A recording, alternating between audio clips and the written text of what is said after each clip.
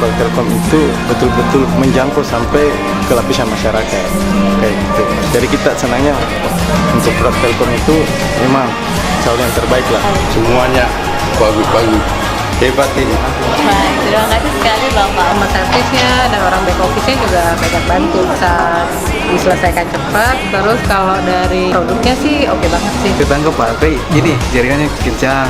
Jadi ya kita ikut pakai juga. Bagusnya jarang gangguan, bagus sih. HD lagi itunya gambarnya kan karena dia streaming tuh. Dengan Hari Pelanggan Nasional, kita ciptakan Senyum Pelanggan Indonesia.